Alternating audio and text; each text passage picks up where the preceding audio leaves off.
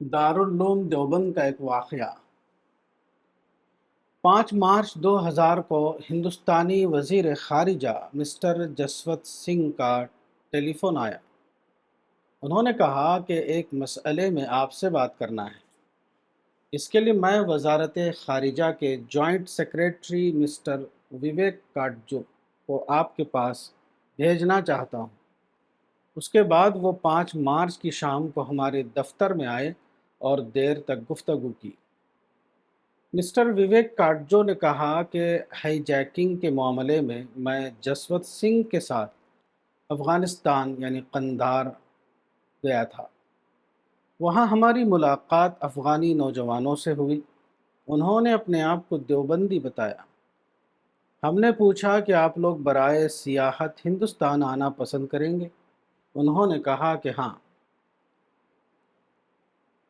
پھر ہم نے پوچھا کہ آپ ہندوستان میں کون سی جگہیں دیکھنا چاہیں گے؟ انہوں نے سب سے پہلے دیوبند کا نام لیا۔ مسٹر وویک کاٹجو نے کہا کہ ہم یہ جاننا چاہتے ہیں کہ طالبان تحریک اور ہائی جیکنگ کا تعلق کیا دیوبند کے مدرسے سے ہے؟ میں نے کہا کہ ایسا ہرگز نہیں۔ ان لوگوں کا یہ کہنا کہ ہم دیوبندی ہیں صرف فقہی معنی میں ہے، اور اس معنی میں میں بھی دیوبندی ہوں۔ اس کا کوئی تعلق طالبان کی سیاسی تحریک سے نہیں ہے۔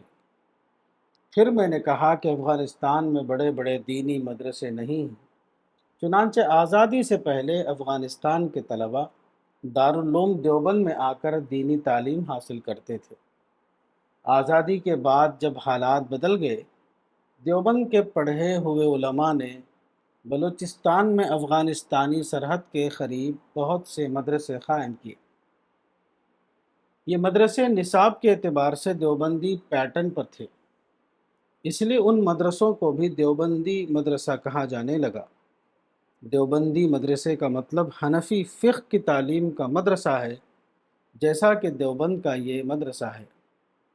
میں نے کھل کر وضاحت کی کہ افغانی طالبان کا سیاسی نظریہ پاکستان کے سیاسی لیڈروں کا بنا ہوا ہے، نہ کہ دیوبندی مدرسے کا دیا ہوا۔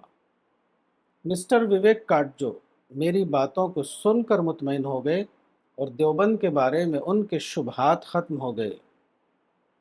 ڈائری 6 مارچ 2000۔ الرسالہ مارچ تا اپریل 2026۔ مولانا وحید الدین خان، صفحہ نمبر 36۔